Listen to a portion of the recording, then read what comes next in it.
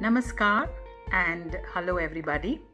I am Dr. Swati Popat Vats and I would like to congratulate Mr. Brahmam and the Brain Feed magazine for this wonderfully organized conference, a much needed conference, especially as we all come out of the pandemic now.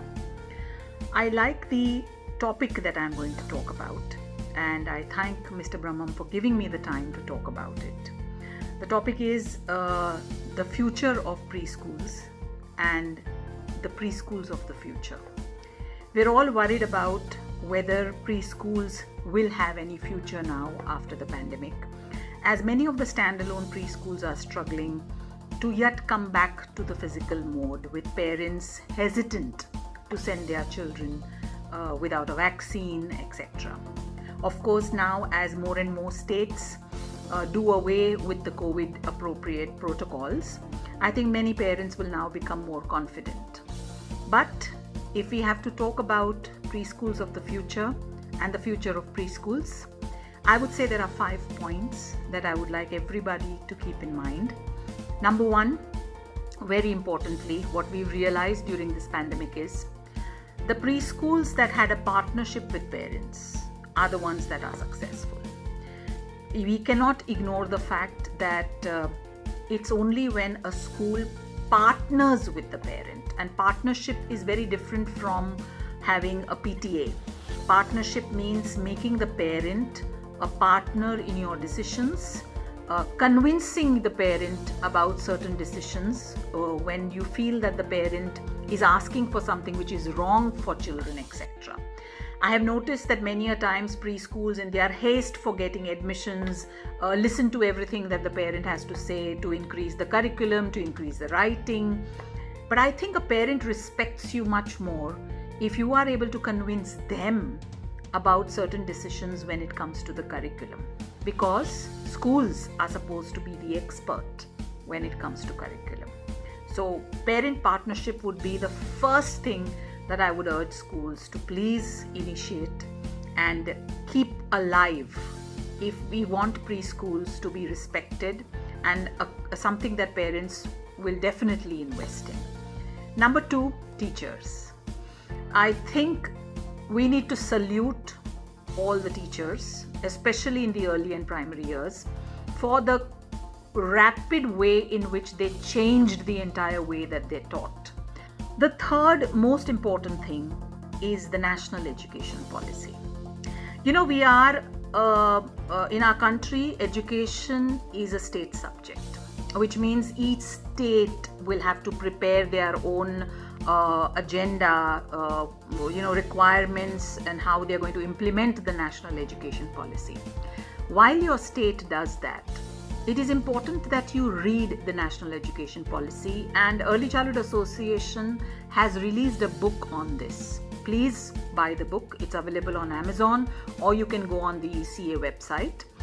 The book talks about how to take the policy into practice in your classrooms, in your early and primary classrooms. Because I think one of the first things that every preschool should do is make themselves NEP compliant. I think it's one of the best educational policies this country has had in a very long time, and we need to understand how to implement it. Number four, please understand brain development. It's now official. The NEP says that 85% of the cumulative brain development happens in the first 6 years. What is this brain development? Two things. Why play in the early years is a question many people are not able to answer when a parent asks them. The right brain develops first, the right brain is in charge of long-term memory, and the right brain thrives on play. So when you teach children through stories, games, songs, activities, they learn faster, they learn quicker, and it stays with them for a long time. And that's why it is very important. Train teachers in understanding brain science. Don't make them teachers. Don't call them teachers. Call them brain builders, because that's what they do. They build brains. So teach them about it. Metacognition is a book which I have authored with Dr. Rita Sonawat, and it teaches teachers all about brain development. And the last and most important, as I said.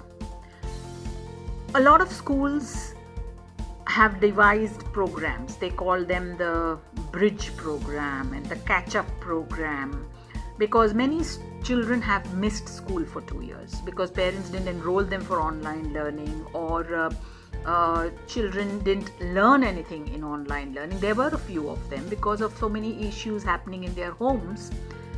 Many schools, in their haste to get admissions, have started bridge programs, catch-up programs, in which they are promising parents that enroll for our bridge program, and in 1 or 2 months we will make your child learn everything that they have missed.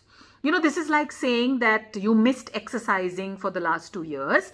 Don't worry, join us. In 1 or 2 months we will make you exercise as much as you missed in the last 2 years. Isn't that ridiculous? Your body will break down, you will get muscle cramps, because you cannot cram exercise of 2 years into 2 months or 1 month. Similarly, your brain is also a muscle. You cannot cram 2 years of learning or 1 year of learning into 1 month or 2 months. It's not fair on the children. It's not possible. It's not healthy. ECA has released guidelines how to do it. We call it the ladder program, which means take one step at a time, which means if children have missed out on the previous year's learning, let them enroll into the next class, and every week help them understand the concept of the next week. So which means if I am doing numbers and next week I'm going to be doing numbers from 50 to 100, help me understand the numbers before 50 a week prior, so that I can connect to that learning. It's not stressful and it's done with me in bite-sized terms. That would be much more healthier. So do read the guidelines. It's given on the ECA website. 5 things, that's all. Very simple 5 things. If we all commit to these 5 things, then the future of preschools is safe. And the preschools of the future would be more child-oriented rather than economic-oriented. I know we all run preschools, of course, as a career, as a profession. Let's understand, we are dealing with lives.